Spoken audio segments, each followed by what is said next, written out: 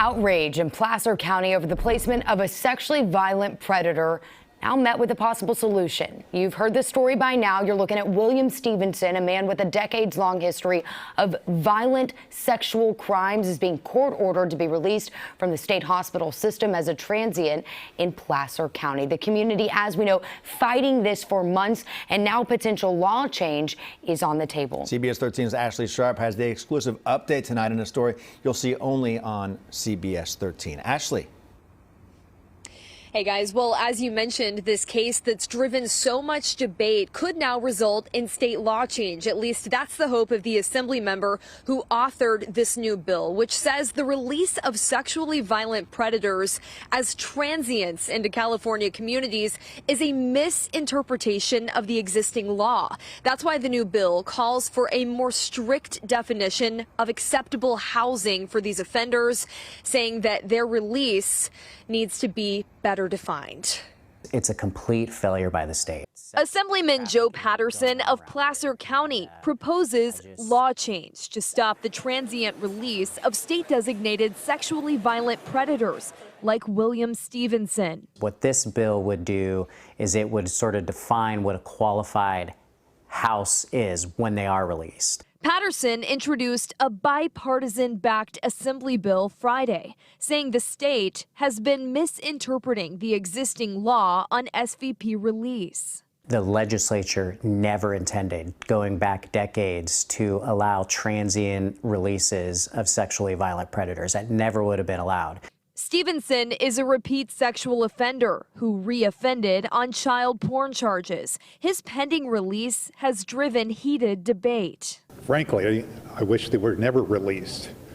This type of behavior and these actions are hideous. Last year, officials tried to place Stevenson in a vacant home in Amador County. Next door, the Urenda family shared with me their outrage.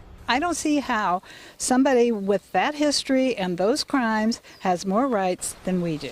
A judge stopped it, ruling Stevenson would instead have to be released in Placer County, where his most recent crimes were committed.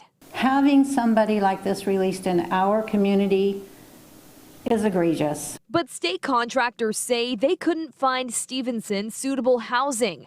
So the court granted Stevenson transient release with an RV or vehicle, even though the state admitted in court SVPs on transient release fail 50% of the time. 50% of them fail. Why would we continue to allow that? Stevenson told a judge in his own defense, if lawmakers think transient release isn't safe, they should write that language into law.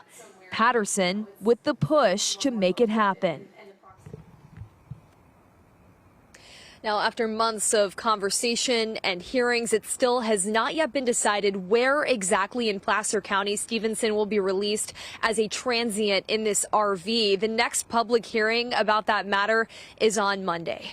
And Ashley, getting back to this particular piece of legislation, we know that the legislative process is not a clear-cut one. It can often be messy. Is there any sense that this particular bill could actually have an impact on Stevenson's particular case? Well, Steve, that's a great question, and that is one that I asked Assembly Member Patterson.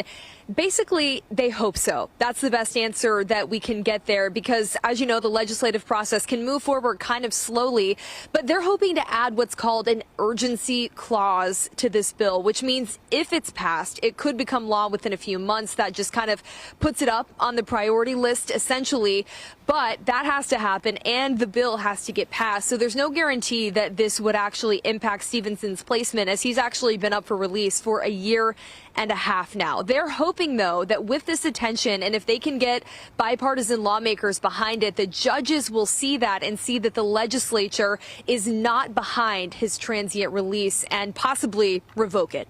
All right, a lot of moving parts in this one. So, all right, a very interesting update. Thanks for that, Ashley Sharp, live tonight in Placer County.